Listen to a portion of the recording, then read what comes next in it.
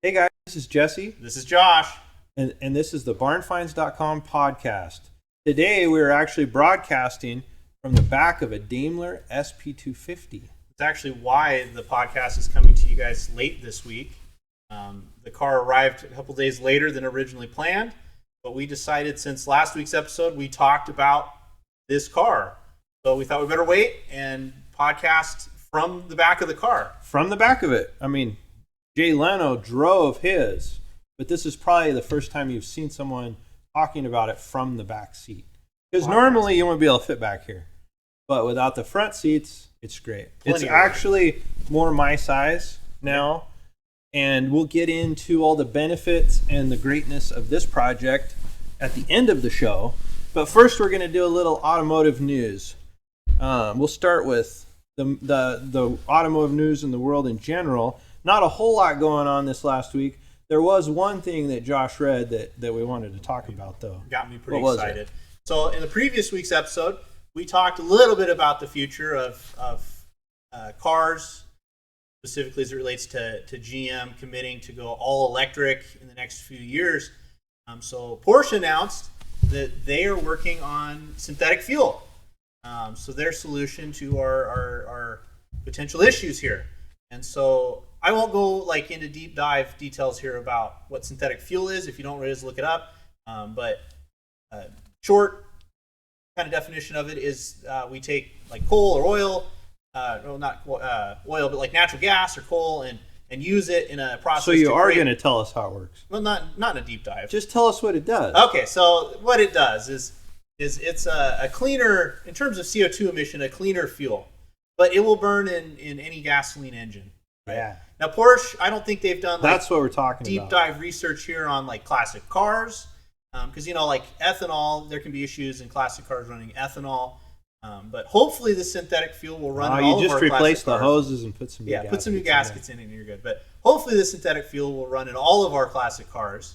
And they're saying 30-ish% less CO2 emissions than electric cars produce from the process of generating electricity to distributing electricity to then also disposing of lithium-ion batteries. That synthetic fuel will actually produce less CO2. This is good news, guys, because if it works out, we can keep our classic cars on the road. We don't have to fill them full of batteries and put electric motors on them.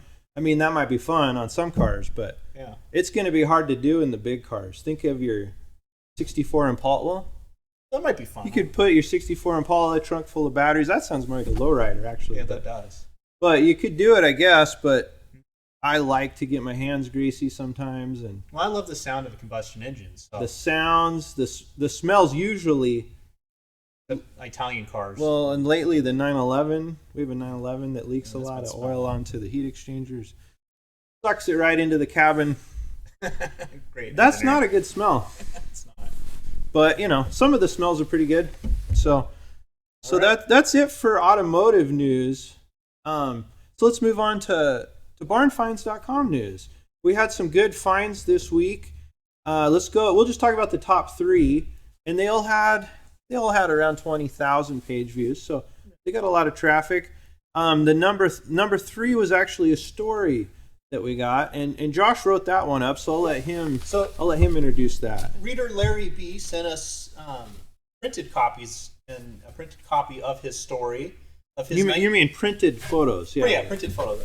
Yeah, when people used to go and get their film developed. Film or something. I don't know how we would do that or something.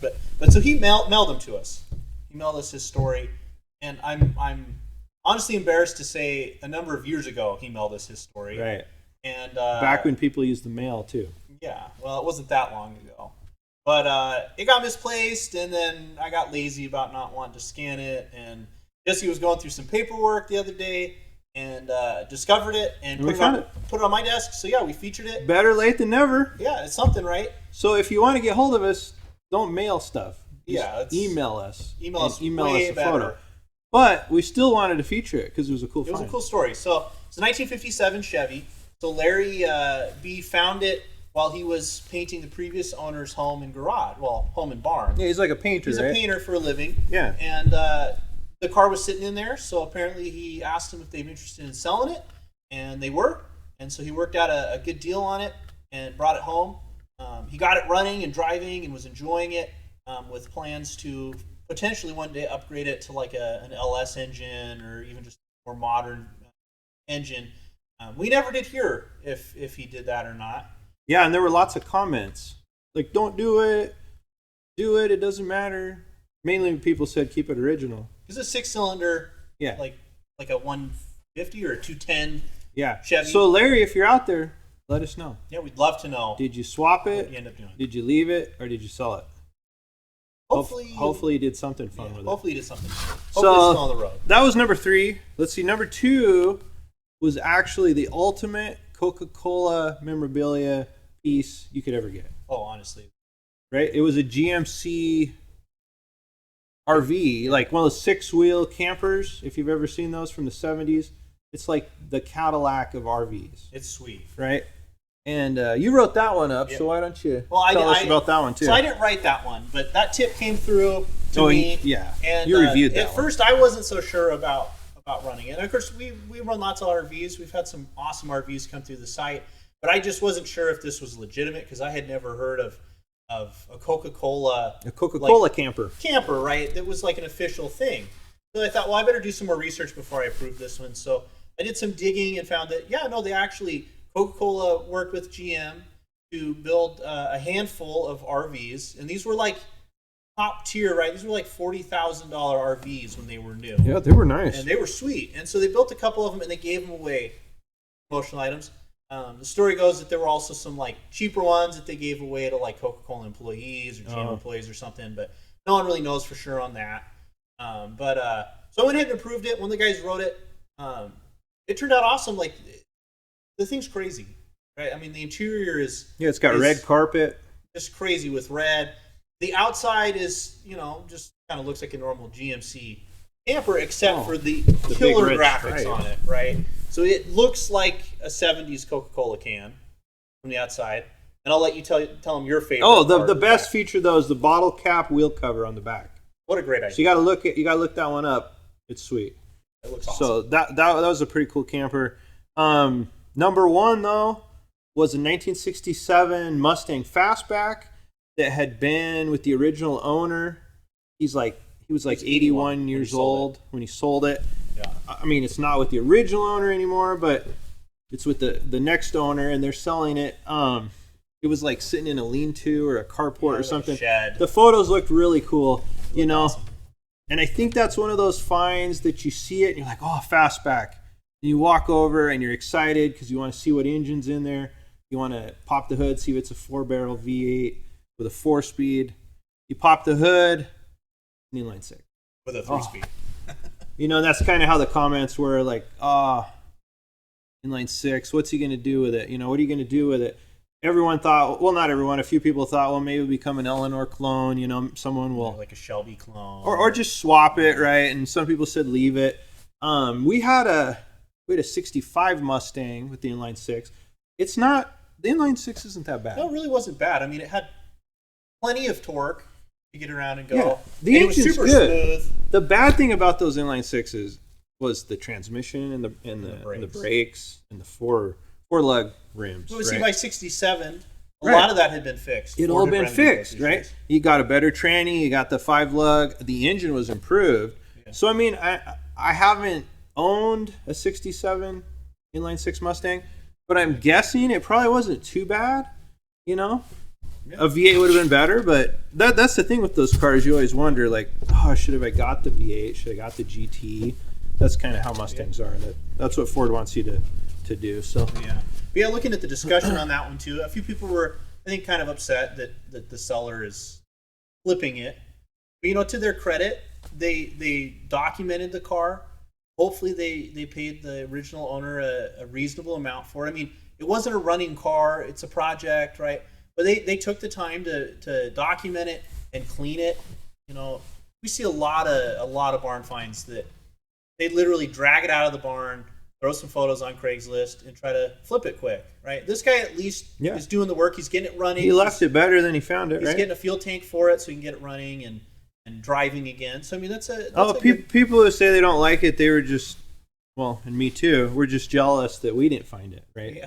we all So, want to find it. That's the thing. So we don't know what they paid, and we don't know what they sold it for. So Yeah. I think that one got pulled early. So It's an awesome find. I'm amazed with how well it did. I think people want fastback Mustangs. I mean, that's a big part of it. But I think the photos They're are hot. cool, and it's a cool barn find. So yeah, so lots of cool finds this week. If you're not subscribed to our email list, be sure to, because then you'll get updates on all of them. So moving on, that's the website news. Now on to our project news. The Daimler SP250. So we had this wild hair that we needed one of these, right? And there's not a lot of these cars built. If you listened or watched last week's video podcast, you'll know that we were hunting for one of these and found this one on a club website, the Daimler Club website, for $1,000. So we're always telling you guys to buy cars online. So we put our money where our mouth was on this one and went ahead and bought it. And we didn't really know. The seller said that he thought there was some rust in the frame in the back, and that maybe the flywheel was frozen, and so that everything was, that when he would push the car, the engine would turn. Well, it arrived yesterday, and that's not exactly how things were. So right away when it got here, I pulled the hood off. The hinges are broken, so I literally pulled it off and grabbed that fan. Tried to turn it, nothing. Solid. Pull out the dipstick, all gooey mayonnaise. So that's a sad deal. And then we got underneath and looked at the frame. It wasn't too bad on the passenger side. Then we got around to the to the driver's side. It's Swiss cheese. So a bad deal. This isn't a car you can just order up a new frame, or get a frame from another car. Some people say that it was a TR2 frame, a Triumph TR2 frame. It's not. It looks like it, right? it'd be awesome if it was. I wish it was. We would find one, and I think there's a frame on eBay right now. We could get it, pull it out, do it. But so I don't know on this one. It's a sad deal. When it first got here, I thought, well, maybe we could turn to a racer. Lots of pieces are missing, so just take everything off and get it running. But not that simple, right? So, but last time when we talked about this car, we got a lot of emails from you guys after about our podcast, and a lot of people said, "Hey, I know one down the street, or I have one that I might be interested in selling." And so we've talked to a few of you. We haven't made any deals or found anything for sure yet. But that's promising, and that's exciting considering there's only there were 2,600 built, I think, somewhere around there, maybe 1,200 in the States. I mean, new. Now who knows? There can't be a whole lot, but it's amazing how many people read the site and how much reach we have there. That we can find a few of these that people might be interested in selling. So we'll see where that goes. Maybe we'll get a different one. I don't know. Maybe we'll buy a different one and use this one as a parts car, or maybe I'll get a wild hair and make a ladder tube chassis for it and make a racer out of it. But that would be cool. I don't know if I'm that motivated. It's not just motivation. It's having the skills to do it all, right? It is. It's true. I don't really want to use it as a parts car because these are so rare, and we have a title and everything. So, I mean, I don't know. You hope someone could do something with it. Yeah, hopefully. I mean, if we can't do anything with it, hopefully someone else will want it. And I know there are some guys in the UK that can do a lot of the restoration on the frames.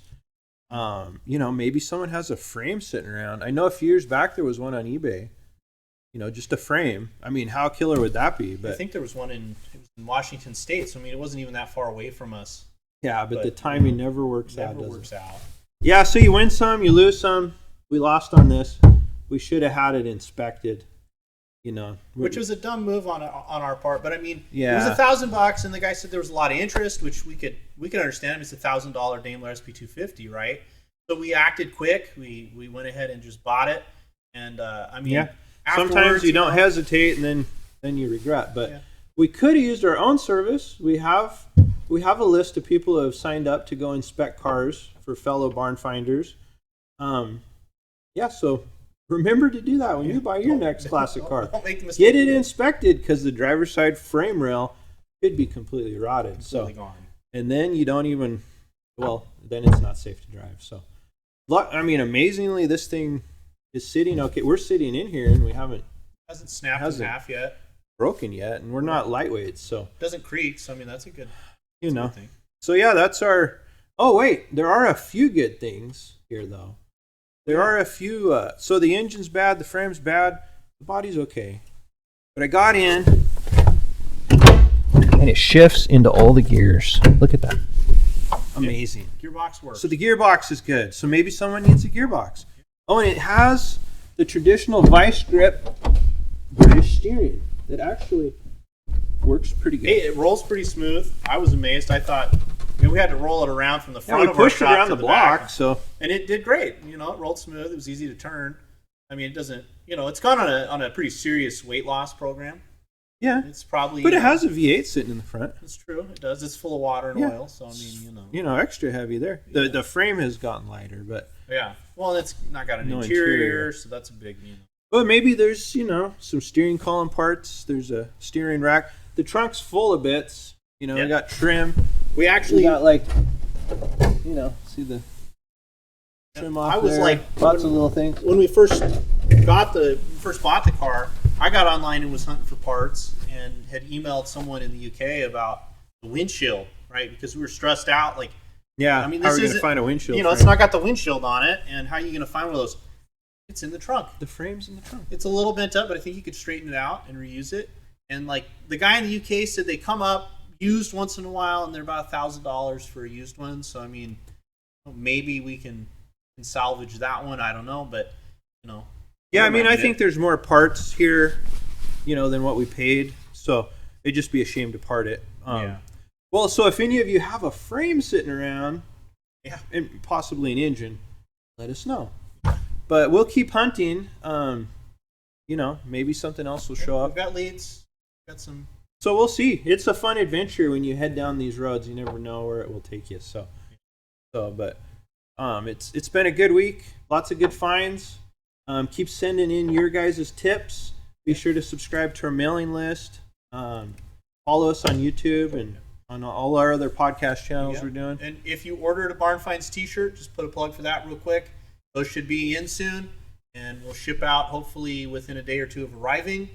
And I'll make sure to include a link to order t-shirts because we're going to have a few extras that will come in.